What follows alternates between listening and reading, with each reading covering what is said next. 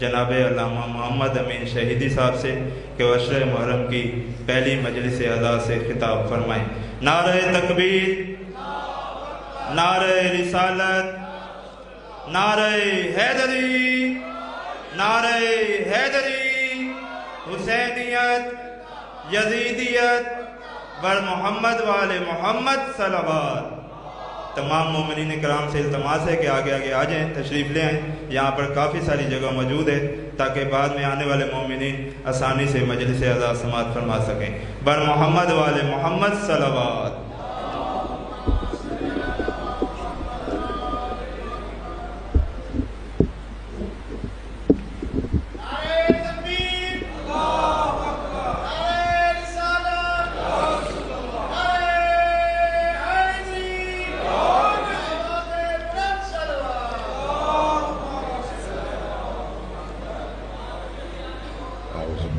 من الشیطان اللعین الرجیم بسم اللہ الرحمن الرحیم الحمد للہ رب العالمین بارئ الخلائق اجمعین والصلاة والسلام علی جمیع الانبیاء والمرسلین سیما من سمی فی الآفاق بأحمد وفی الارض بأبی القاسم محمد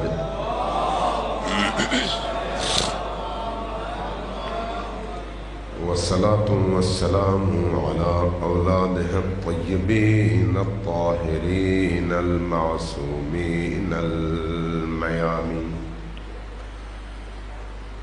واللعنة الدائمة على أعدائهم أجمعين من يوم عداوتهم إلى قيام يوم الدين. أما بعد فقد قال رسول الله صلى الله عليه وآله وسلم إن لقتل الحسين حرارة في قلوب المؤمنين لا تبرد أبدا.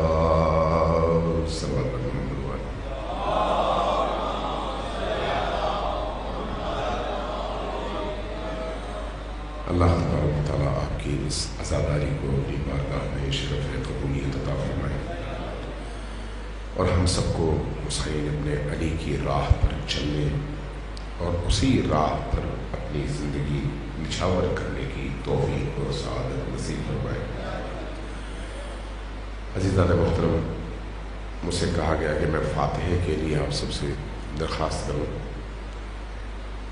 تمام ان مرحومین کے لیے جن کا تعلق آپ لوگوں سے ہے، اسلام بارگاہ کے مؤسسین اور ان کے تمام مرحومین، خدمت گزاران اور ان کے تمام مرحومین، ہر وہ فرد جس نے ان مجالس کے لیے دامیں درمیں سخنیں کوئی کردار ادا کیا، ان سب کے مرحومین اور موجود تمام حاضرین کے مرحومین، اس امام بارگاہ کی تشکیل میں، اس کو بنانے میں، یہاں تک پہنچانے میں جن عزیزوں نے جو بھی زحمت کی، ان تمام مرحومین کے ایصال ثواب اور بلندی درجات کے لیے ایک دفعہ سورہ فاتحہ اور 3 بار سورہ اخلاص کی تلاوت کیجیے. بسم اللہ الرحمن الرحیم مالک یوم الدین ایاک نعبد و ایاک نستعین اهدنا الصراط المستقیم صراط الذین انعمت علیہم غیر المغضوب علیہم ولا الضالین. بسم اللہ الرحمن الرحیم اللہ الصمد لم یلد ولم یولد ولم یکن له کفوا احد.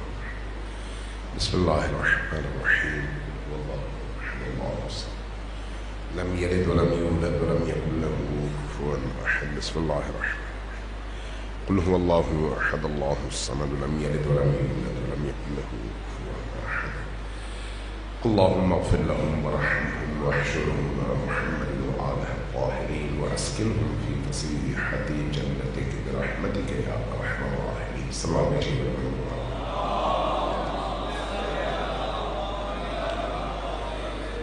اللہ تبارک و تعالی ہم سب کو حسین ابن علی کے حقیقی آزاد ذہن کے ذہنی اعمال ہوں اور قلب و روح میں گزرنے والی کیفیات ہوں.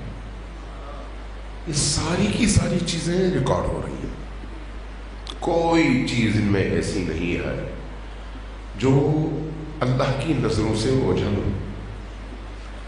اور عالم آخرت میں یہی چیزیں ہمارے سامنے آئیں گی. توجہ ہے میں کیا کہہ رہا ہوں؟ یہی چیزیں عالم آخرت میں ہمارے سامنے آئیں گی. ہماری سوچ کیا تھی؟ جو ہماری سوچ ہوگی وہی ہمارے سامنے آئے گی. ہم بولتے کیا تھے؟ جو ہم بولتے ہیں وہی بول، وہی الفاظ، وہی مفاہیم عالم آخرت میں ہمارے سامنے آئے. ہم دیکھتے کیا تھے؟ جو ہم دیکھیں گے وہی چیزیں اس دنیا میں ہمارے سامنے آئیں گی. ہم کرتے کیا تھے اس دنیا میں؟ جو کچھ ہم یہاں پر کرتے ہیں اور کرتے تھے یہ سارا ریکارڈڈ ہے، سارے کا سارا. اللہ کے کیمرے انسانوں کے بنائے ہوئے کیمروں سے بڑے مختلف بھی ہیں اور بڑے دقیق ہیں. انسانوں کے بنائے ہوئے کیمروں سے بہت ساری چیزیں چھپی رہتی ہیں، لیکن اللہ کے کیمرے سے کوئی چیز چھپی نہیں رہتی. اللہ نے اس عالم کو ڈیزائن ہی اس طرح سے کیا ہے کہ جو بھی عمل سرزد ہو وہ عمل محفوظ بھی ہو. ڈیزائن ہی اس طرح سے کیا.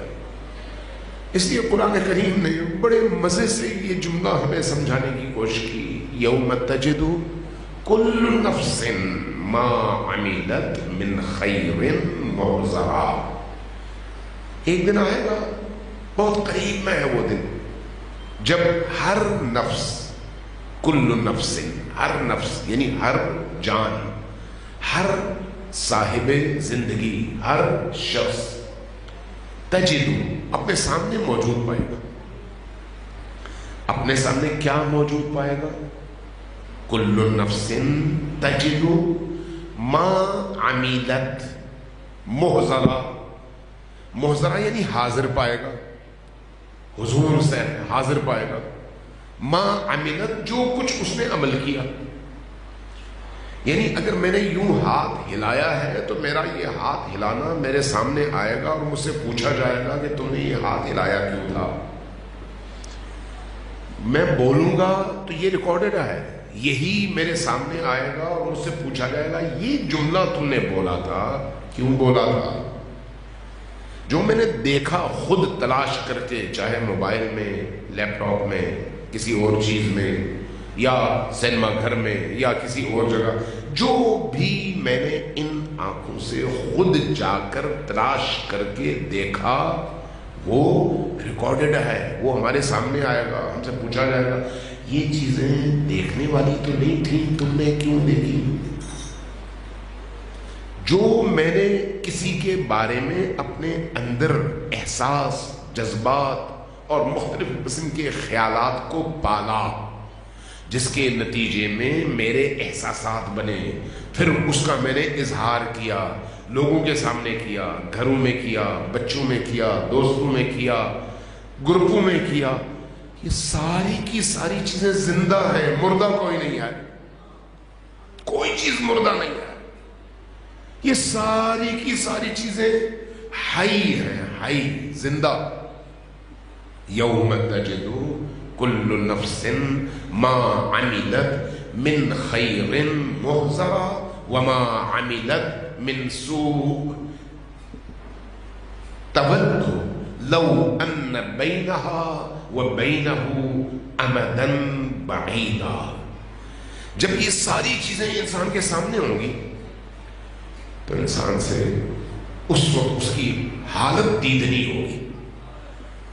اس وقت وہ سوچے گا کاش، جو نیکی ہوگی وہ کہے گا کاش میں نے زیادہ کیا ہوتا، اور جو برائی ہوگی سوچے گا کاش یہ چیز مجھ سے اتنی دور چلی جائے کہ نہ میرے کان اس کو سنے، نہ میری آنکھ اس کو دیکھے، نہ میرے ہاتھ پاؤں اس کو چھو سکے.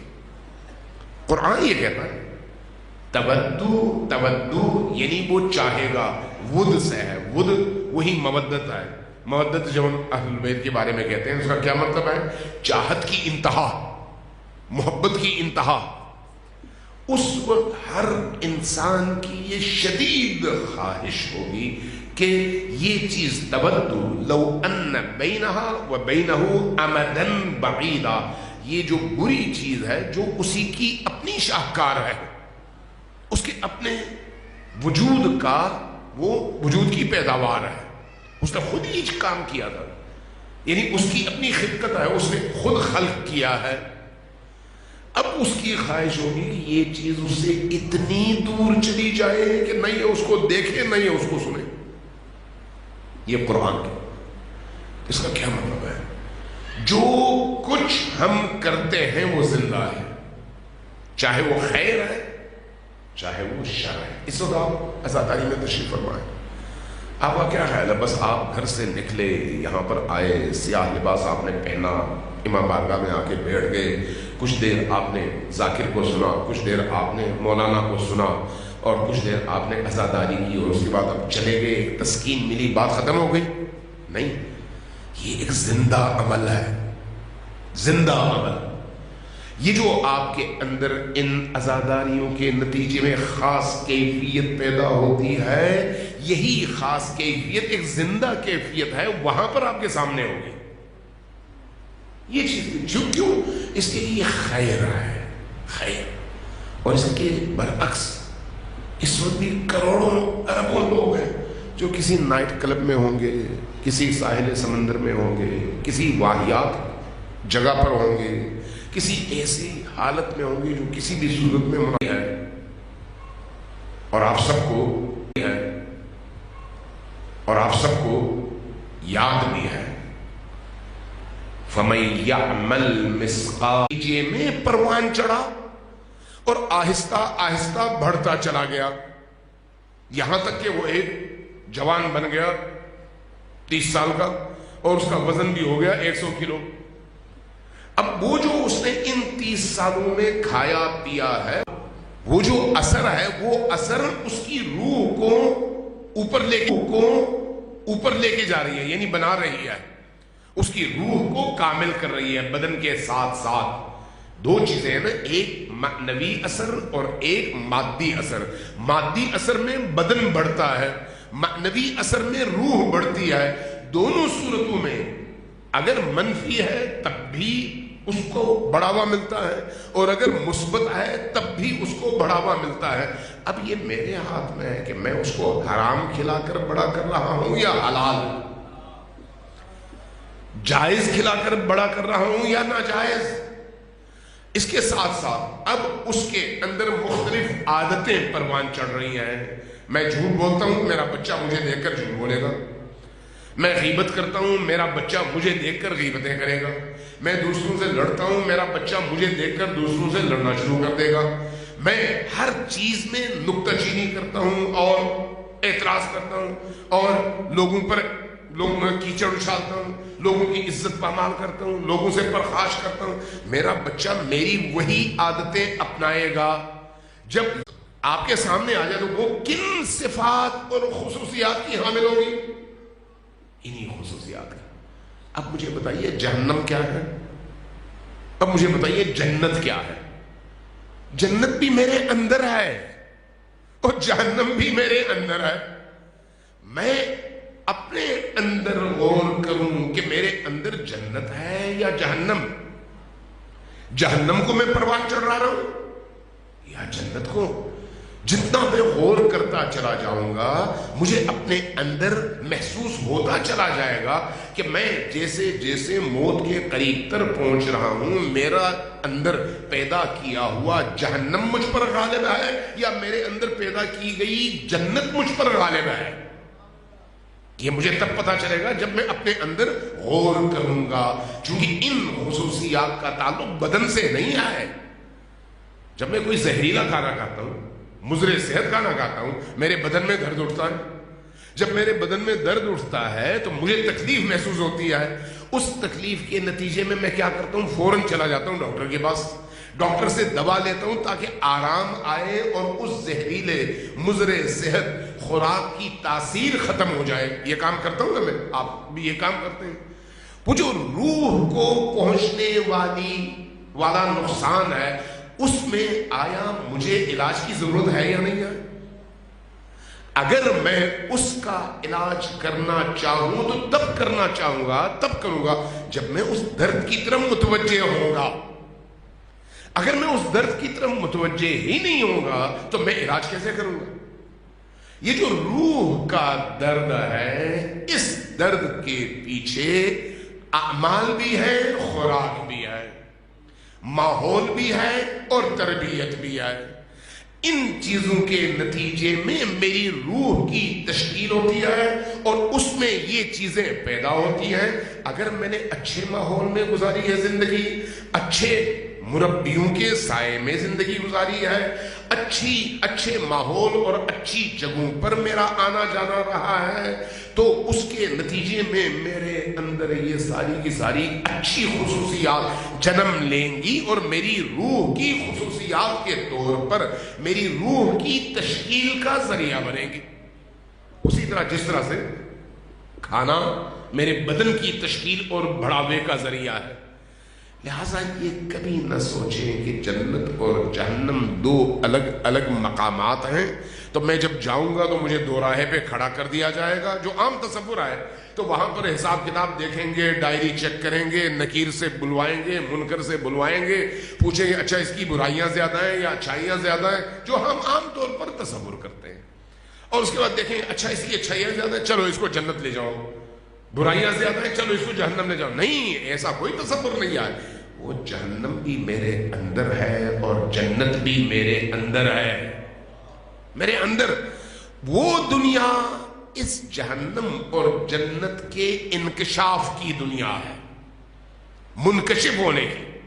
لہذا جب میں وہاں پر جاؤں گا اس عالم سے سفر کر کے, تو اس عالم میں مجھ پر منکشف ہوگا. اگر میں نے یہاں پر غور نہیں کیا کہ اچھا میں یہ تھا, اب جو کچھ میں نے کیا ہے وہ میرے وجود کا حصہ ہے. جب میرے وجود کا حصہ ہے تو میں کہاں بھاگ سکتا ہوں؟ بھاگ سکتا ہوں؟ نہیں بھاگ سکتا. وہ میرے وجود کا حصہ ہے. میں کاٹ کے کہاں پھینکوں؟ آگ ہے تب بھی, نعمت ہے تب بھی. تو اس لیے یہ دنیا اس حوالے سے بہترین جگہ بھی ہے اور بدترین جگہ بھی ہے. اس دنیا میں ملنے والی نعمتیں بہترین بھی ہیں اور بدترین بھی ہیں. میرے اور آپ کے استعمال پر ڈیپینڈ کرتا ہے کہ ہم کیسے اس کو استعمال کرتے ہیں. اس دنیا میں جو کچھ اللہ نے ہمیں عطا کیا ہے وہ اگر اس راہ میں ہو جو راہ مجھے اللہ تک پہنچاتی ہے, تو اس کے نتیجے میں موت سے پہلے موت کی تمنا کرتے ہوئے خوشی محسوس کروں گا, غم اور تکلیف نہیں. فتمنوا الموت ان کنتم صادقین. لوگوں اگر تم سچے ہو تو موت کی آرزو کیوں نہیں کرتے؟ موت کی آرزو کیوں نہیں کرتے؟ جب امام صادق علیہ السلام سے پوچھا گیا کہ یہ رسول اللہ, ہم لوگ موت سے کراہت کیوں محسوس کرتے ہیں؟ کہا اپنے اعمال کی وجہ سے. جو تم نے وہاں پر بھیجا ہے وہ اس قابل نہیں ہے. جب جاؤ گے تو انہی کا سامنا کرنا پڑے گا. اس لیے تمہارا دل نہیں چاہتا اپنے ہی عمل کے صندوق میں بند ہو جاؤ. اس لیے لیکن اولیاء اللہ کا کیا حال ہوتا ہے؟ اللہ کے ولیوں کا کیا حال ہوتا ہے؟ پاکیزہ صفت لوگوں کا کیا حال ہوتا ہے؟ وہ لوگ جنہوں نے اپنی زندگی پاکیزگی کی راہ میں گزاری ہے, ان کا کیا حال ہوتا ہے؟ ابھی میں ایک انٹرویو پڑھ رہا تھا, سن رہا تھا. آیت اللہ العظمیٰ امام خامنئی کے جو سمدی تھے, ان کا سمدی تھے, ان کی پوتی آیت اللہ خامنئی کی نواسی تھی, ایک ہی گھر میں رہتے تھے. بمباری ہوئی, نتیجتاً آیت اللہ خامنئی اپنی اس نواسی, اپنی بہو, اپنی بیٹی اور فیملی کے ساتھ شہید ہو گئے.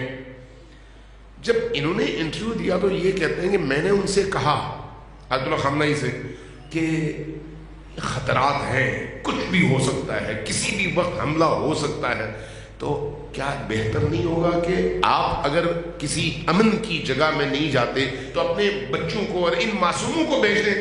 تو انہوں نے مسکرا کر فرمایا کہ میں اور یہ بچی مل کر ساتھ میں شہید ہوں گے انشاءاللہ۔ یہ کون کہتا ہے؟ وہ جس کی آرزو موت ہے، جس کی آرزو موت ہے۔ آرزو کیوں موت ہے؟ اس لیے کہ موت فنا نہیں ہے، بقا ہے۔ اس لیے کہ موت اختتام نہیں ہے، آغاز ہے۔ اس لیے کہ موت تکلیف نہیں ہے، انعام ہے۔ جب ہم امیر المؤمنین علی ابن ابی طالب علیہ السلام کو اس صلوات بھیجیں تو پھر شایان شان ہونی چاہیے نا، اونچی آواز سے صلوات بھیجیں محمد والا۔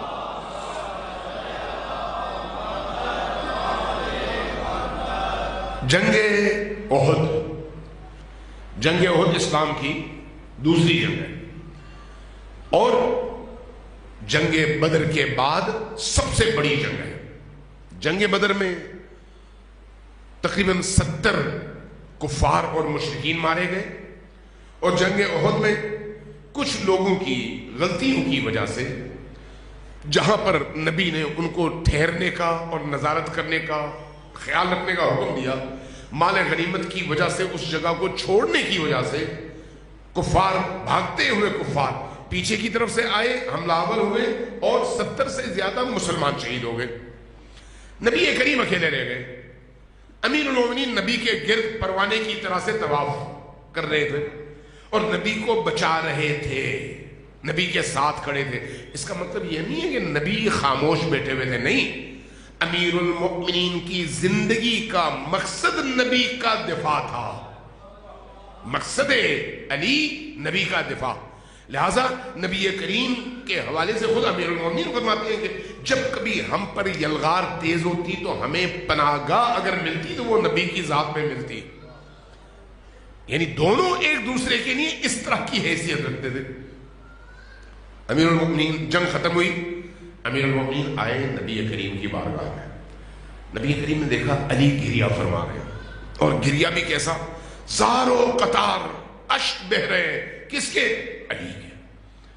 یا علی، آپ کیوں اس طرح سے گریہ فرما رہے ہیں؟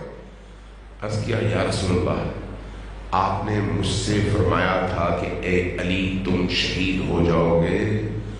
آج میرے ساتھی، میرے چچا حمزہ شہید ہو گئے، میرے بہترین ساتھی شہید ہو گئے، میں بچ گیا، اپنے بچنے پر رو رہا ہوں کہ کیوں میں بچ گیا اور یہ سب شہید ہو گئے۔ یہ کیا ہے؟ موت کی آرزو۔ موت کی یہ آرزو کس موقع پہ علی ابن ابی طالب نے کیا؟ جب علی ابن ابی طالب کی عمر ٹوٹل 26 سال ہے۔ 26 سال، 26 سال کا مطلب کیا ہے؟ ابھی 26 سال کا ایک جوان، اس کی بہت ساری خواہشات ہوتی ہیں، آرزویں ہوتی ہیں، میں نے یہ کرنا ہے، یہ کرنا ہے، یہ کرنا ہے، یہ کرنا ہے۔ اس کے سامنے ایک وسیع دنیا ہوتی ہے، اس کی جوانی کا آغاز ہوتا ہے۔ لیکن علی چونکہ انسان کامل ہے، اس لیے وہ اس دنیا کو بھی جانتے ہیں، اس دنیا کو بھی جانتے ہیں۔ لہٰذا علی کی نگاہ میں موت کیا ہے؟ اس ناقص عالم سے کامل عالم کی طرف منتقل ہونا۔ یہ نہیں کہ یہاں پر اختتام ہوا، نہیں، بلکہ اس پاکیزہ ترین، نورانی ترین، باکمال ترین زندگی کا وہ آغاز جس کی آرزو ہر ایک کو ہوتی ہے۔ امیر المؤمنین۔ اب میں اور آپ سوچیں گے کہ امیر المؤمنین موت کی آرزو کیوں کر رہے ہیں؟ ہم جیسوں کی کروڑوں لوگوں کی ساری زندگی کو ملا لیا جائے تو علی کے ایک لمحے کی زندگی کے مقابلے میں ہماری کوئی حیثیت نہیں ہے۔ ایک لمحے کی زندگی، امیر المؤمنین اتنے قیمتی ہیں، لیکن وہی امیر المؤمنین جان دینا چاہتے ہیں بستر پہ نہیں۔ کہاں؟ میدان کارزار میں۔ کیوں؟ اس لیے کہ اللہ کے دین کی حفاظت تب ہوتی ہے جب میدان کارزار میں جان دی جائے، اور علی یہ سمجھتے ہیں کہ علی جیسے ہزاروں قربان ہوں لیکن اللہ کا دین بچ جائے۔ یہی وجہ ہے کہ علی کہتے ہیں مجھے مرنے کا شوق ہے، جینے کا نہیں ہے۔ وہ جو موت کی تمنا علی کے اندر ہے، یہ تمنا کیوں ہے؟ اس لیے کہ وہ اس عالم کی رنگینیوں کو، اس عالم کی مسرتوں کو، اس عالم کی نعمتوں کو دیکھ رہے ہیں، لہذا علی آرزو رکھتے ہیں کہ کسی طرح سے میں وہاں پر پہنچوں۔ امام حسین، یہ ایام امام حسین علیہ السلام کے ایام ہے، پہلی محرم آج مجلس صاحب بیٹھے ہوئے، اب اگر غور کریں امام حسین علیہ السلام شب عاشور کیا فرماتے ہیں اپنے اصحاب سے؟ اے میرے اصحاب، تمہارے اور اس کامل ترین مقام کے درمیان صرف ایک پل ہے، اس پل کو عبور کر جاؤ تو تمہاری زندگی کامیاب ہے۔ فاصلہ صرف ایک پل کا ہے۔ وہ زندگی کیسی ہے؟ باکمال ترین زندگی، اور ہمارے اور اس زندگی کے درمیان فاصلہ ایک پل کا ہے، اور وہ پل کون سا پل ہے؟ آج کی رات، 10 محرم کی رات۔ فرمایا بس یہ رات گزار لو تو تم اپنے مطلوب تک اور اپنے معشوق تک پہنچ جاؤ گے، اس لیے کہ وہ مقام اللہ نے تمہارے لیے بنایا ہے۔ سوال یہ ہے کہ کربلا والوں کی زندگی کی قیمت زیادہ ہے یا ہماری؟ کربلا والوں کی کوئی مقابلہ نہیں ہے، ان کی زندگی کا ایک پل ہماری پوری زندگی پر بھاری ہے، ایک پل، لیکن وہ جو ایک پل اتنا قیمتی ہے، وہ اپنی ساری زندگی نچھاور کرنے پر تیار ہے تاکہ اللہ کا دین سرخرو ہو اور اللہ کے دین کو سربلندی ملے۔ اس راہ میں جب ایسے بہترین لوگ موت کا سامنا کرتے ہیں تو موت کو عشق کی عاشقانہ نگاہ سے دیکھتے ہیں، کراہت کی نگاہ سے کبھی بھی نہیں۔ کیسے ہو سکتا ہے؟ کیسے ہو سکتا ہے کہ وہ کراہت کی نگاہ سے دیکھیں؟ جب حضرت قاسم کے والے سے آپ سب سنتے ہیں ان کے مصائب میں کہ حضرت قاسم سے امام حسین علیہ السلام نے پوچھا کہ بیٹا قاسم، موت کو تم کس طرح سے دیکھ رہے ہو؟ تمہاری نگاہ میں موت کیا ہے؟ کیا فرمایا؟ احلا من العسل، شہد سے زیادہ میٹھی۔ قاسم تو ہم سب تاریخ پڑھتے ہیں تو بچے کا نام ہے، 13 سال کا بچہ، 14 سال کا بچہ، اس سے بڑا تو نہیں ہے، ان کی عمر اس سے زیادہ تو نہیں ہے، لیکن اس عمر میں ان کا شعور اتنا بلند ہے کہ اللہ کی راہ میں موت کو وہ اس پورے عالم میں سب سے بہترین نعمت پر ترجیح دیتے ہوئے فرماتے ہیں کہ یہ اس سے بھی زیادہ میٹھی چیز ہے اور میں بے تابی سے اس کا انتظار کر رہا ہوں۔ جو زندگی اور موت کا ساتھ ہے وہ اس طرح کا ساتھ ہے، لہذا یہ دنیا میرے اور آپ دونوں کے لیے امتحان گاہ ہے، اور یہ مجالس اور یہ محافل میرے اور آپ دونوں کے لیے سعادت کا رستہ بھی ہے اور گمراہی کا رستہ بھی ہے۔ یہی مجلس آپ کہیں گے مجلس سے بھی انسان گمراہ ہوتا ہے، بالکل ہوتا ہے۔ کیا قرآن گمراہی کا سبب ہے یا نہیں؟ قرآن خود کہتا ہے، قرآن کہتا ہے یُذِلُّ بِهِ كَثِيرًا وَيَهْدِي بِهِ كَثِيرًا۔ اللہ تبارک و تعالی گمراہوں کو اسی قرآن کی وجہ سے مزید گمراہ کرتا ہے، اور جو ہدایت یافتگان ہیں ان کو اسی قرآن کی وجہ سے مزید ہدایت دیتا ہے۔ قرآن باعث ہدایت بھی ہے، باعث گمراہی بھی ہے۔ کس کے لیے باعث ہدایت ہے؟ ہدن للمتقین، جو پاکیزہ ہیں، جو پاکیزہ ہیں ان کے لیے قرآن باعث ہدایت ہے۔ آپ دیکھیں بسم اللہ الرحمن الرحیم، الف لام میم، ابتدا ہے نا یہ قرآن کا، آپ سب کو یاد ہے یہ آیات، تو آپ سب کو یاد ہے۔ ذالک الکتاب لا ریب فیہ، یہ وہ کتاب ہے جس میں کوئی ریب، کوئی شک کی گنجائش نہیں ہے۔ ہدن للمتقین، یہ اس کتاب کی حقانیت میں شک نہیں ہے، لیکن تمہارا ایمان ہونا ضروری ہے۔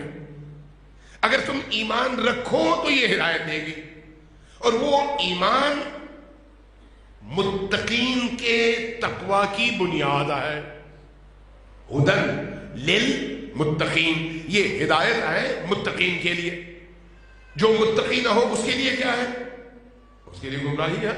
वह युज़िल्लु बिही कसीरा।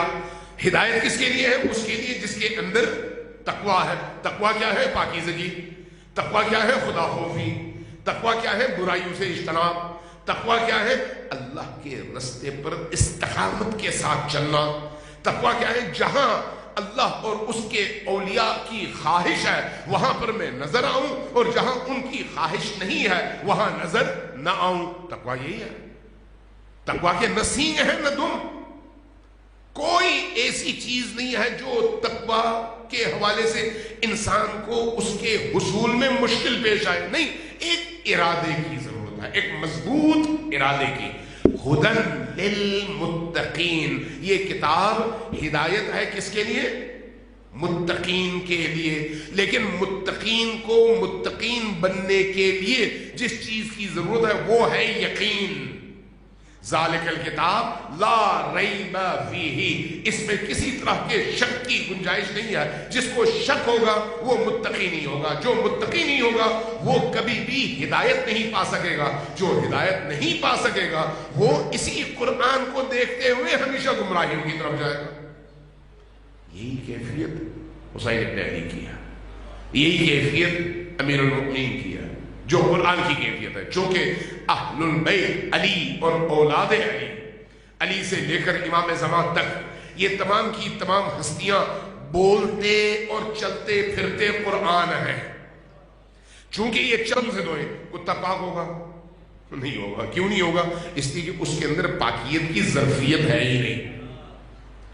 लेकिन जिसमें ज़र्फियत है उसको अगर आप एक दफा मांझ देंगे तो वो पाक हो जाएगा। लिहाजा जिसके अंदर इन आइम्मा की नूरानियत को कबूल करने की ज़र्फियत मौजूद है वो एक लम्हे में बदल जाता है। जिसके अंदर ज़र्फियत नहीं है उसको पूरा कुरान फूंक कर पिला दो, उसके अंदर हिदायत का चिराग कभी रोशन नहीं होगा। अज़ादारी सय्यद शुहदा भी ऐसा ही है। अब मैं एक सवाल करता हूं आपसे, सलवात भेजिए पर मोहम्मद वाले मोहम्मद।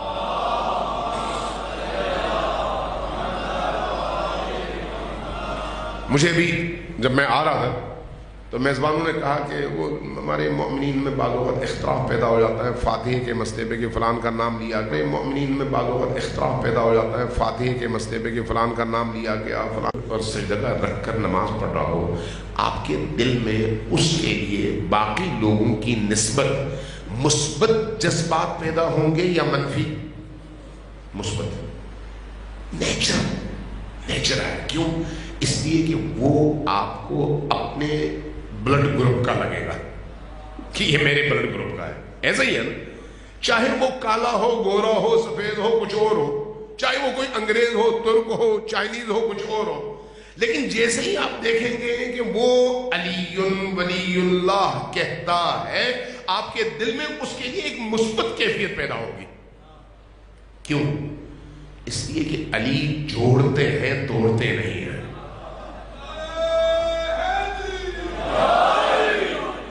अली जोड़ते हैं, तोड़ते नहीं है। अज़ादारी जोड़ती है, तोड़ती नहीं है। इमाम बारगाह जोड़ती है, तोड़ती नहीं है। मस्जिद जोड़ने का सबब है, तोड़ने का सबब नहीं है। ये जो सारी इबादत गाहें हैं जिनके जरिए से हम खुदा की तरफ सफर करना चाहते हैं, ये सारे के सारे आसार हमें जोड़ने के लिए हैं, तोड़ने के लिए नहीं है। जो तोड़ता है इन्हीं मराकिज में रहते हुए समझ जाए कि वो उन लोगों में से है जो हुदन लिल मुत्तकीन के दायरे से खारिज है। क्यों? इसलिए कि जो तोड़ता है वो हिदायत याफ्ता नहीं है, गुमराह है। जो गुमराह है वो मुत्तकी नहीं है। जब मुत्तकी नहीं है तो कुरान भी उसकी हिदायत नहीं करेगा और इमाम भी उसकी हिदायत नहीं करेगा। इसलिए इस नुक्ते को हमेशा समझने की जरूरत है कि हम अपने अंदर गौर करें और देखें कि भाई हमारे अंदर आया वाकई हिदायत का चिराग रोशन है या नहीं है। میں ایک مثال دیتا ہوں. ہم سب ہم میں سے اگر کوئی شخص حج پہ جانا چاہے تو اپنے عزیز و اقارب سے ملتا ہے, رخصتی لیتا ہے, سب سے کہتا ہے بھئی اگر کوئی غلطی ہوئی ہے تو معاف کر دیں. کرتے ہیں نا ہم یہ کام, اور عموماً میسج کر دیتے ہیں کہ بھئی میں حج پہ جا رہا ہوں, مجھ سے جو بھی غلطی ہوئی ہے وہ مجھے معاف کر دو. کرتے ہیں یا نہیں؟ کرتے ہیں یا نہیں؟ عام طور پر آپ کے یہاں بھی ہوتا ہوگا, میں نے تو بڑے دیکھے ہیں لوگ جو جاتے ہوئے اس طرح سے دوسروں سے معافیاں مانگتے ہیں. بہت اچھی بات ہے, بہت اچھی بات ہے, یہ معافیاں مانگنی چاہیے. انسان جب اپنے رب کے حضور جاتا ہے نا تو رب کے حضور اس کو معلوم ہوتا ہے کہ اس کے اندر کس طرح کی خرابیاں ہیں, کس طرح کی برائیاں ہیں, کس طرح کے گناہوں کا اس نے ارتکاب کیا ہے. اس لیے کہ ہر انسان اپنے بارے میں جو جانتا ہے وہ کوئی اور اس کے بارے میں نہیں جانتا. ان الانسان علی نفسہ بصیرہ, ہر انسان اپنے بارے میں بہت اچھی طرح سے جانتا ہے, کوئی اور نہیں جانتا, وہ خود جانتا ہے. اب وہی شخص جب اللہ کی بارگاہ میں جا کر کہتا ہے خدایا میں نے تیرے حق میں یہ زیادتی کی, میں نے تیری یہ نافرمانی کی, تو نے کہا یہ کر میں نے نہیں کیا, تو نے کہا وہ نہ کر میں نے وہ کیا, آج تجھ سے معافی مانگنے آیا ہوں. تو ادھر سے اگر آواز آئے میرے بندے تو میرے پاس آیا ہے تو ایک کام کر, پہلے جا وہ لوگ جنہوں نے تیرے حق میں زیادتی کی تھی ان کو معاف کر دے, اپنے اندر یہ جذبہ پیدا کر لے. اس کے بعد جب میرے پاس آئے گا تو میں بھی تیرے سارے گناہ معاف کر دوں گا. اب ذرا اپنی زندگیوں میں جھانک کر دیکھ لیں کہ وہ جو مخالف تھے آپ کے, جن کو آپ ناپسند تھے یا جو آپ کو ناپسند تھے, اگر ان کے حوالے سے آپ اپنے اندر جھانک کے دیکھیں کہ آیا ان کی مغفرت کی دعا اللہ کی بارگاہ میں آپ کر سکتے ہیں یا نہیں کر سکتے. تھوڑی دیر کے لیے صرف آپ ہوں اور آپ کا خدا کی بارگاہ میں حاضر ہوں اور سوچنا شروع کر دیں کہ کیا میں ان کو خوشی سے معاف کرنے کی طاقت اپنے اندر پیدا کر سکا ہوں یا نہیں. یہاں پر آپ کو اندازہ ہو جائے گا کہ آپ کا ظرف کتنا بڑا ہے یا کتنا چھوٹا ہے.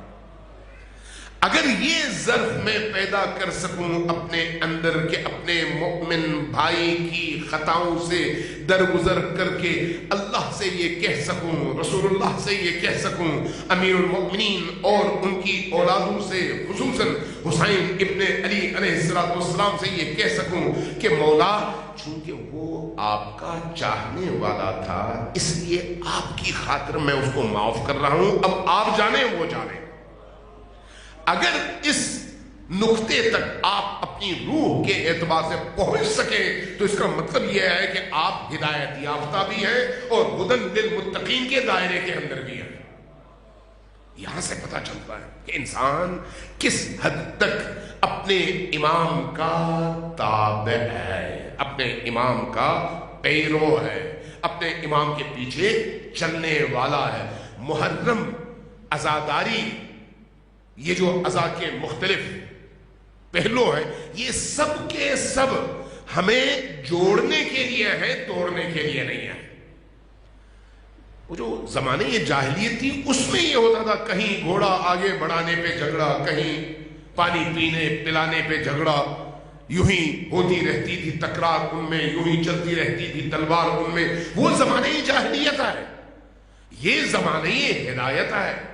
ہدایت کے زمانے میں جب قرآن موجود ہے, رسول اللہ کے فرامین موجود ہیں, ائمہ موجود ہیں, امام زمان علیہ السلام کا سایہ موجود ہے, تو ایسے دور میں ایک شیعہ, ایک امیر المؤمنین کا پیروکار دوسرے سے نہ نفرت کر سکتا ہے اور نہ ہی اس کے خلاف کوئی عملی قدم اٹھانے کا سوچ سکتا ہے. چونکہ امیر المؤمنین کی وہی محبت اور ولایت ان کو آپس میں اسی طرح سے جوڑتی ہے جس طرح سے تسبیح کا دھاگا ان تسبیح کے دانے کو جوڑنے کا سبب ہے. یہ ولایت ہے, یہ امامت ہے, یہ محرم ہے, یہ عزاداری ہے, سید الشہداء ہے. لہذا نیکیوں کے مقابلے میں, نیکیوں کے معاملے میں, اچھائیوں کے معاملے میں مقابلہ ضرور کریں لیکن دوسرے کو نیچا دکھانے کے لیے نہیں. جہاں دوسرے کو نیچا دکھانے کا مقابلہ شروع ہوا سمجھ جائیں کہ وہاں پر حسین نہیں ہے, یزید ہے. اللہ نہیں ہے، ابلیس ہے. اس لیے کہ ابلیس نیچا دکھانے کی کوششوں میں ہمیں مدد دیتا ہے، اور حسین درگزر اور عفو کے میدان میں ہماری مدد کرتے ہیں. اس لیے یہ یاد رکھیں کہ جہاں نیکیاں ہوں گی، میں ایک اور مثال دیتا ہوں، آپ فوراً پک کر جائیں گے. یہاں پر جب اس طرح کی عزاداری ہوتی ہے یا نماز کی فرض کریں جماعت ہوتی ہے، تو آپ دیکھتے ہیں ایک شخص بر وقت آ کر سب سے پہلی صف میں کھڑا ہو جاتا ہے. آپ کو وہ اچھا لگتا ہے یا برا؟ اچھا لگتا ہے. جب آپ یہاں پر دیکھتے ہیں ایک شخص دیر تک بیٹھ کر عزا خانے کی صفائی کرتا ہے، خدمت کرتا ہے، اور جب مصائب پڑے جاتے ہیں تو وہ روتا ہے اور دیر تک روتا رہتا ہے، تو آپ کو اس پر رشک آتا ہے یا اس سے حسد ہوتی ہے؟ جی، کبھی حسد کا مادہ آپ نے اپنے اندر محسوس کیا؟ کیوں نہیں کیا؟ یقیناً نہیں کیا. اگر کوئی شخص نماز شب پڑھتا ہے، قرآن کی حزین تلاوت کرتا ہے، نیکیاں ہر جگہ بجا لاتا ہے، تو کبھی آپ نے اس کے حوالے سے اپنے اندر بغض اور کینہ محسوس کیا؟ نہیں. کیوں؟ اس لیے کہ وہ نیک اور نیکیوں کی راہ ہے. نیکیوں کی راہ میں انسان بغض محسوس نہیں کرتا. 1 منٹ کے بعد آپ کیا سوچیں گے خود آپ کو نہیں معلوم، لیکن خدا کو معلوم ہے. یعنی وہ اس حد تک بصیر ہے. 10 منٹ کے بعد میں کہاں ہوں گا مجھے نہیں معلوم، لیکن وہ جانتا ہے. 1 گھنٹے کے بعد میں کیا سوچوں گا اس کو معلوم ہے ابھی بھی. 1 گھنٹے کے بعد مجھے نہیں معلوم، 1 گھنٹے کے بعد میرے ذہن میں کس طرح کے خیالات آئیں گے. یعنی وہ میری گردن کی رگ سے زیادہ میرے قریب ہے. قرآن کے بقول نحن اقرب الیکم من حبل الورید، آپ کی گردن کی رگ سے زیادہ آپ کے قریب. جو اللہ اتنا قریب ہے، اس اللہ کی نظر بچا کر ہم کوئی کام کر سکتے ہیں؟ جو اللہ اتنا قریب ہے اس کو چھوڑ کر جو لوگ سامنے کی چیزوں کو بھی نہیں دیکھتے ان کو دکھانے کے لیے کوئی عمل انجام دیا جائے تو کتنا بڑا شرک ہے یا نہیں؟ جن لوگوں نے کوئی صلہ ہی نہیں دینا، جن لوگوں سے مجھے کوئی فائدہ ہی نہیں پہنچنا، صرف یہ کہ میرے اندر کی خواہش پوری ہو، لوگ مجھے دیکھیں کہ میں فلان نیک کام کر رہا ہوں، صرف اسی جذبے کے تحت جب میں یہ کام کروں گا تو پھر خدا کہے گا یہ کام اسی کے لیے ہے، جاؤ اسی سے اجر لو، میرے پاس کیوں آئے ہو؟ اگر میرے پاس آئے ہو تو کام بھی تو میرے لیے ہونا چاہیے تھا.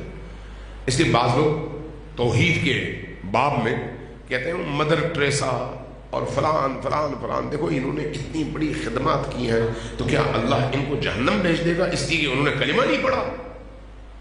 غور کیجئے، اللہ تبارک و تعالیٰ نے کسی بھی عمل کی قبولیت کی شرط یہ رکھی ہے کہ اللہ پر ایمان لانے کے بعد وہ عمل کیا جائے تو تب قبول آئے. اگر ایمان باللہ نہ ہو، یعنی ایک شخص کہتا ہے نہ کوئی جنت ہے نہ کوئی جہنم ہے نہ کوئی خدا ہے نہ کچھ اور، ہم بس ایسے ہی پیدا ہوئے اور مر کے ہم نے ختم ہونا ہے، اب اس کو کیوں یہ توقع ہونی چاہیے کہ وہ مرنے کے بعد اللہ اس کو اجر دے جب اس کا عقیدہ ہی نہیں ہے؟ اس لیے اللہ کے ہاں اجر کا تعلق انسان کے ایمان سے ہے. ایمان ہے تو اس سے توقع رکھو، ایمان نہیں ہے تو اس سے توقع بھی نہ رکھو. لہذا جب آپ کوئی کام کرتے ہیں، فرض کریں آپ گھر سے یہاں پر تبرک بنا کر نیاز بنا کر لے آئے، آپ کا نام نہیں لکھا ہوا، نام اس پہ نہیں لکھا ہوا، کسی نے باہر رکھ دیا، سب نے لیا اپنا اپنا حصہ اور چلے گئے، نہ آپ کا نام آیا نہ آپ کا کوئی تذکرہ ہوا. آپ کو تکلیف ہونی چاہیے، درد ہونا چاہیے؟ نہیں. کیوں؟ اس لیے کہ آپ نے جس کے لیے کیا تھا وہ دیکھ رہا ہے، وہ دیکھ رہا ہے. جب وہ دیکھ رہا ہے تو پھر ساری دنیا کی آنکھیں نابینا ہیں، کیا فرق پڑتا ہے؟ لیکن اگر میں ساری دنیا سے تعریفیں وصول کر لوں، میں نے مدر ٹریسا کی مثال دی، ساری دنیا تعریفیں کرے لیکن وہ کہے نہیں یہ میرا نہیں ہے اس لیے کہ میرے لیے نہیں ہے، تو پھر اس سارے عمل کا فائدہ کیا ہے؟ اس لیے یہ یاد رکھیے، جو بھی عمل کریں پہلے اس سے سودا کر لیں، اللہ سے. امام حسین علیہ السلام سے.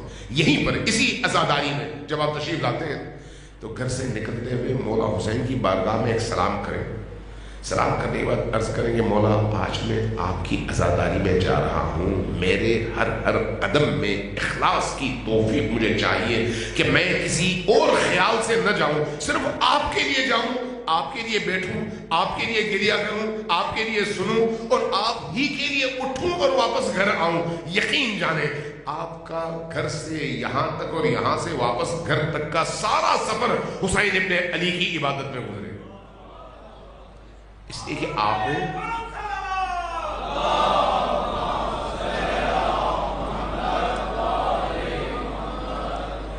مجھے محسوس نہیں ہوا اور تقریباً 45 منٹ گزر گئے. سروات بھیجیے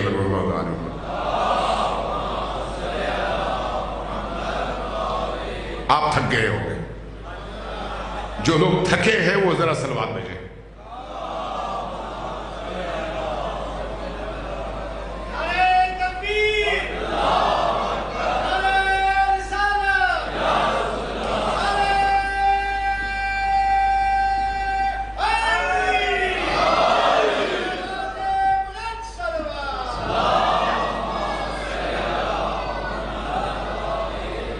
یہ تھکن اتارنے کے لیے تھی یا یہ اعلان کرنے کے لیے کہ ہم تازہ دم ہیں؟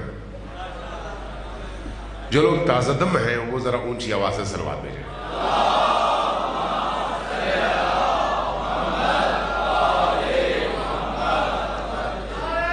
بہت بہت شکریہ.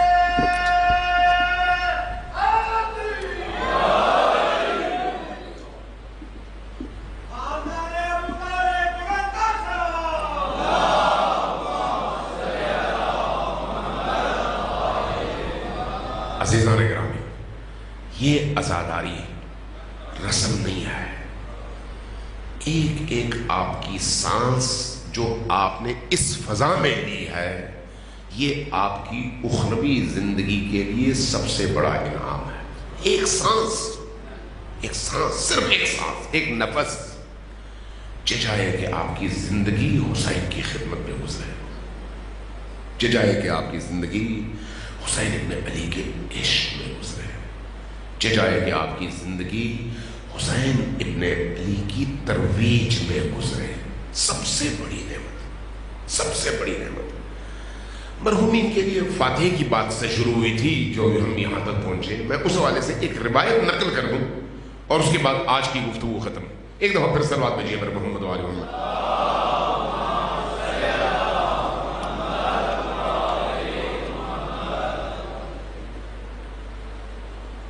امام صادق علیہ السلام کی ایک روایت ہے بہار الانوار میں,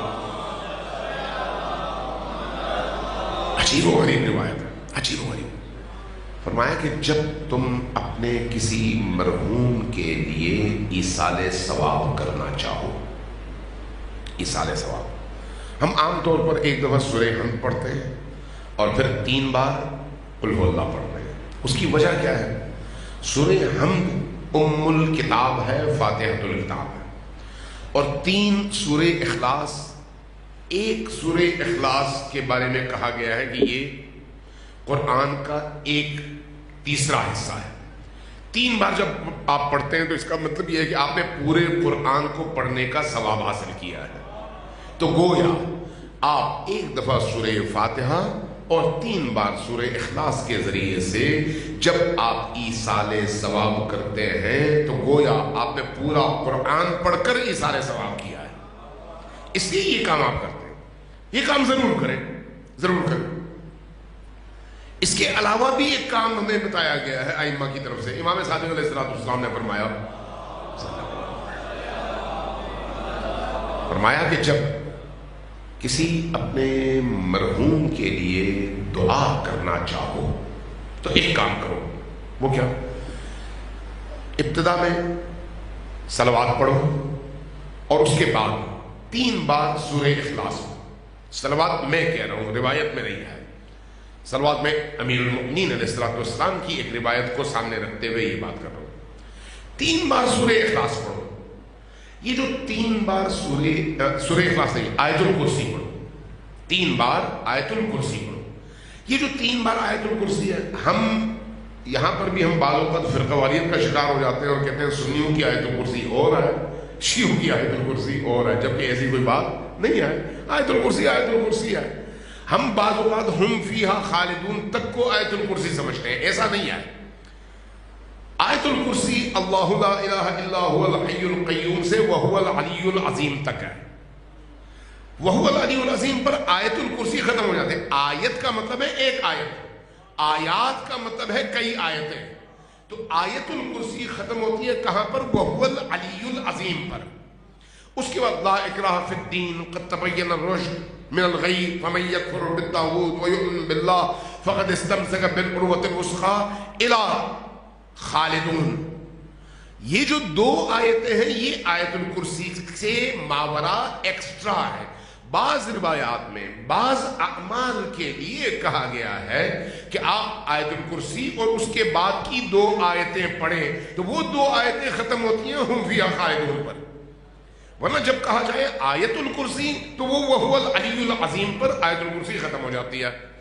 لہذا اب دیکھیں اللہ ولی الذین آمنوا اللہ لا الہ الا هو الحی القیوم لا تأخذہ سنۃ ولا نوم الا وہو العلی العظیم. یہ جو ایک آیت ہے یہ ایک آیت 3 بار پڑھیں. 3 بار پڑھنے کے بعد کیا کریں ذرا غور کریں. ائمہ ہمیں کس طرح کا بنانا چاہ رہے ہیں. یہ صرف ثواب کمانے کا رستہ نہیں بتایا، ہمارے ذہنوں کو بھی کھولا ہے، ہمارے دلوں کو بھی کھولا ہے. فرمایا کہ یہ پڑھو 3 بار.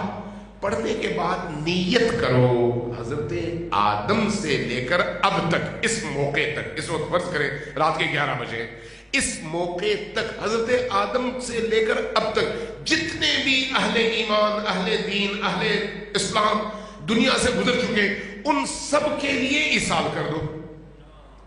توجہ دیں. میں جب عام طور پر کوئی کام کرتا ہوں رکو، اس آیت الکرسی کا ثواب حضرت آدم سے لے کر آخری بندے تک سب کو برابر میں عطا کرو، تقسیم نہ کرنا، برابر میں. اب آپ نے ایک بندے کو دیا تب بھی وہی، تمام لوگوں کو دیا تب بھی وہی. کون سا بہتر ہے؟ یہ تو پھر نیچپن ہے نا کہ انسان جب سب کو برابر میں دے سکتا ہے تو وہ ایک ہی بندے کو دے اور اس کو بھی اتنا ہی ملے، زیادہ نہیں. ائمہ نے ہمیں اس دائرے سے باہر نکالا کہ بڑے بنو، وسیع بنو، دوسروں کے بارے میں سوچو. فرمایا کہ اللہ تبارک و تعالیٰ فرشتوں سے کہتا ہے کہ رک جاؤ، ان سب کو عطا کرو، اور اس کے بعد ایک کام کرنا ہے. وہ کیا؟ آیت الکرسی کے ہر حرف کے بدلے اللہ تبارک و تعالیٰ ایک فرشتہ تخلیق فرماتا ہے. ایک فرشتہ. آپ نے 3 دفعہ آیت الکرسی پڑھی. آیت الکرسی میں فرض کریں ہر ایک دفعہ میں 1000 حروف ہیں، ہر حرف کی جگہ ایک فرشتہ اللہ نے خلق فرمایا. 3000 حروف ہوئے، 3000 فرشتے خلق ہوئے. اللہ کیا کرتا ہے؟ ان فرشتوں کو مأمور کر دیتا ہے کہ تا قیام قیامت یہ شخص مر جائے گا، چلا جائے گا، لیکن تمہارا کام یہ ہے کہ تا قیام قیامت اس پڑھنے والے کے لیے اللہ کی بارگاہ میں دعا اور استغفار کرتے رہو. کیا مطلب ہے اس کا؟ اس کا مطلب یہ ہے کہ جب میں، اللہ یہ کہتا ہے جب فرشتے پوچھیں گے اللہ اتنا اجر، اتنا عظیم، ارشاد ہوتا ہے کہ اس کی وجہ یہ ہے کہ اس شخص نے خود پرستی نہیں کی، صرف اپنا نہیں سوچا، اس نے ان تمام لوگوں کے لیے سوچا جن کو یہ جانتا بھی نہیں تھا، جن کو یہ پہچانتا نہیں تھا. اس کے دوست ہیں، دشمن ہیں، کبھی اس کو خیال بھی نہیں آیا، لیکن اس نے اتنا وسیع سوچا اور ان سب کے لیے سوچا. تو میں خدا ہوں، اس کا خالق ہوں، میں کیسے اس کو اس وسیع سطح پر عطا نہ کروں؟ لہذا وہ عطا کرتا ہے اس طرح سے کہ ایک ایک حرف کے عوض ایک فرشتہ خلق کر کے اس کو تا قیام قیامت مأمور کر دیتا ہے، ذمہ دار بنا دیتا ہے کہ اس پڑھنے والے کے لیے استغفار کرتے رہو. یہ ہے وہ وسعت. عزاداری بھی ایسے ہی ہے، عزاداری سے متعلق عبادات بھی ایسے ہی ہے. یہ جو ہم فاتح کرتے ہیں یہ بھی ایسے ہی ہیں. عدد پر نہ جائیں، کوشش کریں زیادہ سے زیادہ لوگوں کو اس میں شریک کریں، زیادہ سے زیادہ لوگوں کو. اور عزاداری سید الشہداء میں مقابلہ نہ کریں بلکہ ایثار کریں. ایثار قابل قبول ہے، مقابلہ جس میں دوسرے کو نیچا دکھانا ہو اور خود اپنے آپ کو برتر ثابت کرنا ہو، یہ پھر جہنم ہے. اس جہنم سے اپنے آپ کو ہمیں بچانا ہے. صلوات بھیجیں بر محمد و آل محمد.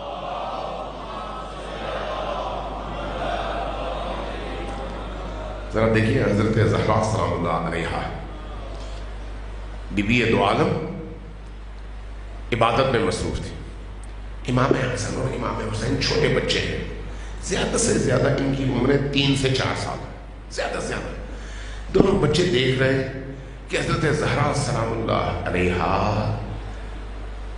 کھڑی ہیں مصلی پر، پاؤں متورم ہو چکے ہیں، سوج چکے ہیں، اور اس سوجے ہوئے پاؤں اور قدموں کے ساتھ حضرت زہرا سلام اللہ علیہا کے ہاتھ دعا کے لیے بلند ہیں، اور اس میں تمام لوگوں کے لیے ایک ایک کا نام لے لے لے لے کر دعا فرما رہی ہیں.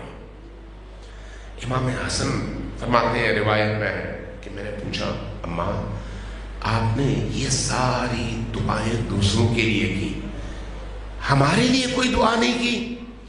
فرمایا الجار ثم الدار، پہلے ہمسائے بعد میں اپنا گھر، پہلے دوسرے بعد میں خود. وہ زہرا،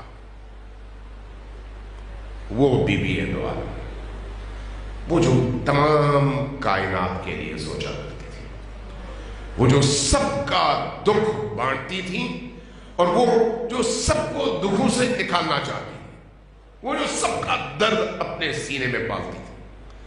وہ بی بی دو عالم جو نبی کریم کی نگاہوں میں روشنی، آنکھوں کی روشنی، آنکھوں کی چمک تھی. وہ بی بی دو عالم جن کی زندگی کا ایک ایک پل نبی کو عزیز تھا. وہ بی بی دو عالم فاطمۃ الزہرا سلام اللہ علیہا جن کا مقام اور مرتبہ بیان کر کر کر کر کے نبی کریم تھکتے نہیں تھے.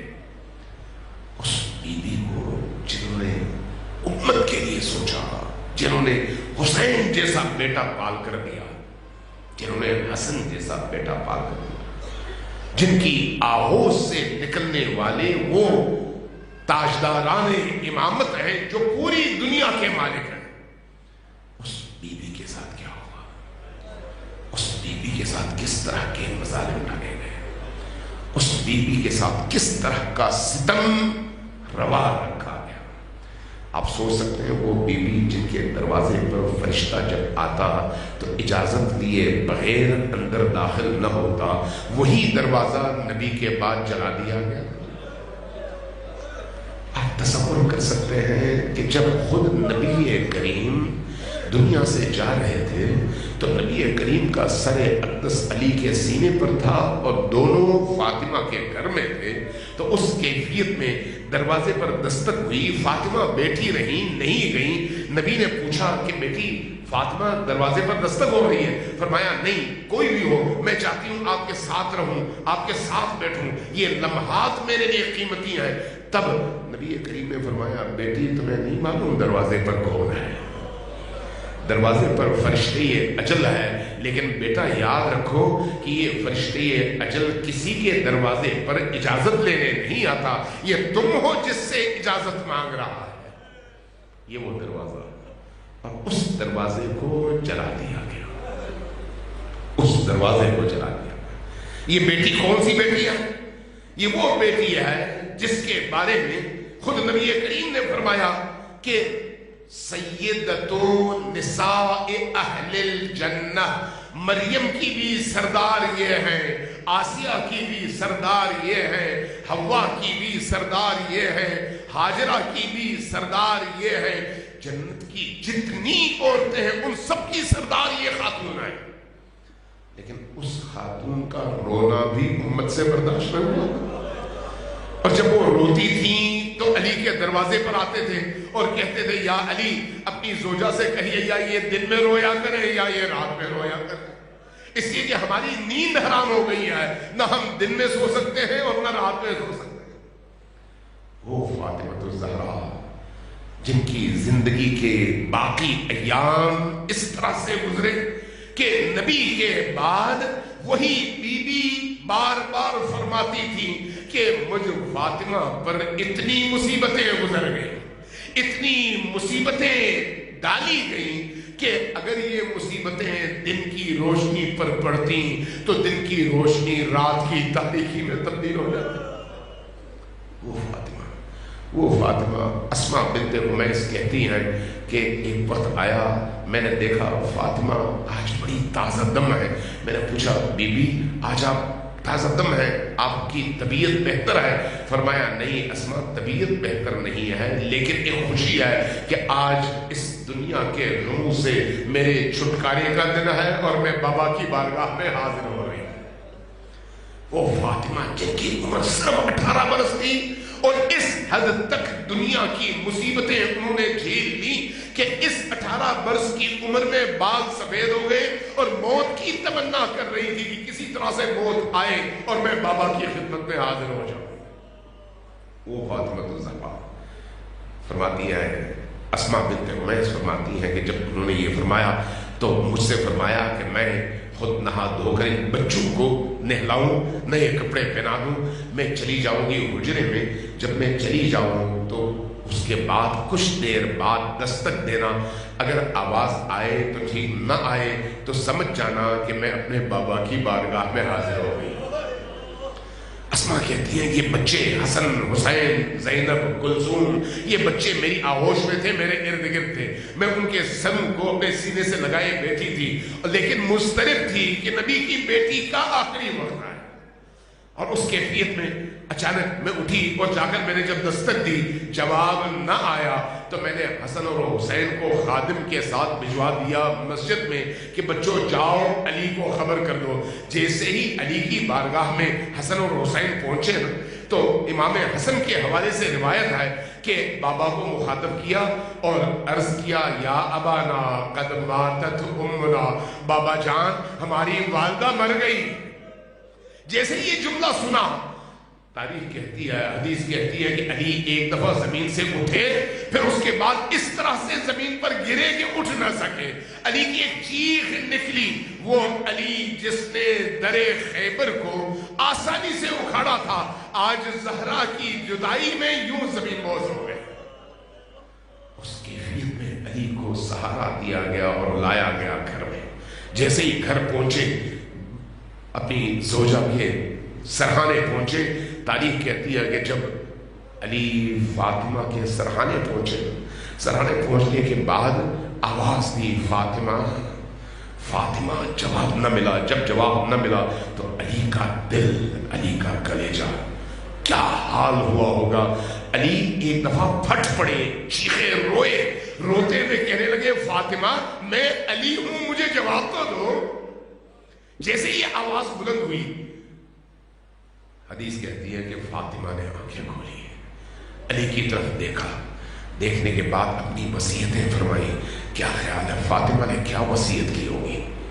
پہلی وصیت یہ تھی کہ یا علی ان لوگوں کو میرے جنازے میں شریک نہ ہونے دینا جنہوں نے مجھ پر یہ ستم ڈالا۔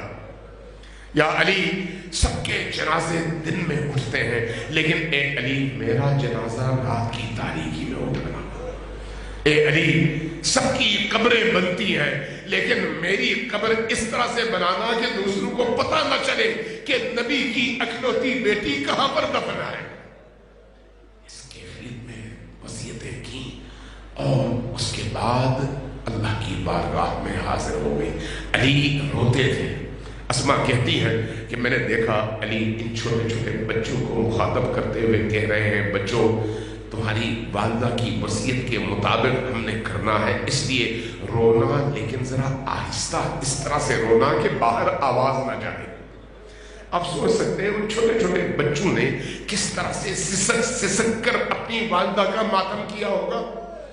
इस तरह से कि घुट घुट कर ये बच्चे रोते थे, मुंह पर हाथ रख कर रोते थे ताकि आवाज बुलंद ना हो लेकिन रो सकें। लेकिन अचानक अस्मा कहती है मैंने अचानक देखा कि अली एक दफा चीखे और चीख कर जनाजे से उठे और फिर दीवार का सहारा लिया। मैंने पूछा या अली आप तो बच्चों को मना कर रहे थे, आपने खुद चीख कर रोना शुरू कर दिया। फरमाया ए अस्मा तुम्हें नहीं मालूम फातिमा कितनी मजलूम थी। मैंने पूछा अली क्या हुआ? फरमाया कि मैं अली इब्ने अबी तालिब जब फातिमा को गुस्ल दे रहा था तो मेरा हाथ पहलू में उस जगह जाकर रुका जहां पर पसली की हड्डियां टूटी हुई थी। तब मुझे पता चला कि ये मजलूमा किस कर्ब और किस तकलीफ से गुजरी है। तारीख कहती है और अस्मा कहती है कि मैंने इन बच्चों को देखा, ये बच्चे ज्यादा रो रहे हैं। जब मैंने देखा हसन ज्यादा रो रहे हैं। मैंने हसन से पूछा बेटा हसन तुम क्यों इतना ज्यादा रो रहे हो, तुम बड़े हो, जरा कम रो ताकि तुम्हारे छोटे बहन भाई वो जरा कंट्रोल कर सके। जैसे ही हसन ने मेरी ये बात सुनी तो रोते हुए कहने लगी अम्मा इन छोटे बच्चों ने वो मंजर नहीं देखा जो मुझे हसन ने देखा है। मैंने पूछा अम्मा आपने क्या देखा? फरमाया अम्मा बेटा आपने क्या देखा? फरमाया अम्मा मैंने वो मंजर देखा जो कोई बच्चा अपनी माँ के हवाले से न देखे और खुदा न दिखाए। मैंने पूछा बेटा आपने क्या देखा? कहा जब मेरी वालदा मस्जिद से परवाने फदक लेकर कूचिए बनी हाशिम में आई तो वो लंबा तड़ंगा शकी इब्ने शकी सामने से आया, रास्ता रोका। जब उसे पता चला कि परवाने फदक मेरी माँ के हाथ में है उसने छीनना चाहा, मेरी वालदा ने रोकना चाहा तो मंजर ऐसा था कि उस जालिम का हाथ उठा। जब वो हाथ नीचे आया तो मेरी वालदा के रुखसार पर निशान छोड़ता हुआ नीचे आया, इस तरह से कि मेरी वालदा जमीन पर गिर पड़ी।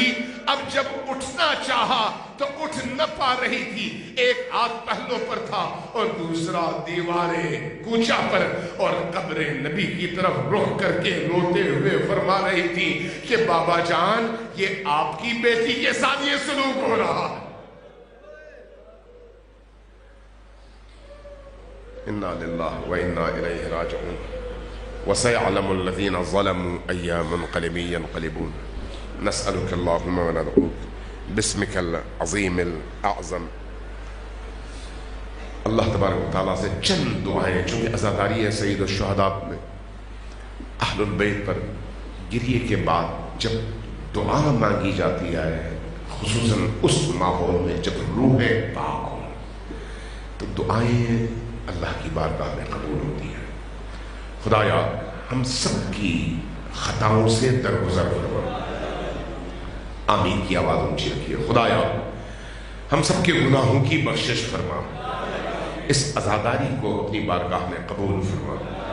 जिन बानियों ने जिन अजीजों ने इन मजालिस के लिए एहतमाम किया, चाहे कोई भी एहतमाम किया हो, उन सब की इन मुखलिसाना कोशिशों को कबूल फरमा। बाला उन्हें भी और उनके तमाम मरहूमीन को भी अजर अजीम अता फरमा। बाला जिन अजीजों ने इन इमाम बारगाहों की इन मजालिस की बुनियाद रखी और आज इसमें इतनी रौनक है, खुदाया उन सब के आमाल को कबूल फरमा। जो लोग दुनिया से गुजर गए उन पर रहम फरमा, और जो लोग दुनिया में बाकी हैं उनके गुनाहों को मुआफ फरमा, उनकी आकिबत बखैर फरमा। खुदाया हम सब की तौफीकात खैर में इजाफा फरमा। खुदाया हमारे ईमान में इजाफा फरमा। खुदाया हमारे यकीन में इजाफा फरमा। खुदाया जब तक हम जिंदा हैं अली की राह पर जीना नसीब फरमा। जब मरने लगे हुसैन की राह पर हुसैन की तरह से मौत अता फरमा। खुदाया हमारी रूहों में जहादी कैफियत जिंदा फरमा। खुदाया हमारी जिंदगियों का खात्मा बिल खैर फरमा। खुदाया इस वक्त हक और बातिल का मारिका जारी है। खुदाया अहले हक को, हमारे मराजे को, खुसूसन मौजूदा रहबरे आलम इस्लाम को फतह, नुसरत और कामयाबी नसीब फरमा। बारहा दुश्मनाने दीन को, दुश्मनाने अली व आले अली को नीस्तो नाबूद फरमा। علی کے چاہنے والوں کو دنیا میں سرخروئی اور سربلندی عطا فرما۔ باللہ ماتم حسین کے ذریعے سے ہماری روح میں پاکیزگی اور نورانیت زندہ فرما۔ باللہ جب تک ہم زندہ ہیں حسین کے اس در سے وابستہ رہنے کی توفیق عطا فرما۔ خدایا زندگی میں زیارت حسین اور موت کے وقت شفاعت حسین عطا فرما۔ خدایا جو لوگ پریشان حال ہیں ان کی پریشانیوں کو دور فرما، جن کی معاشی پریشانیاں ہیں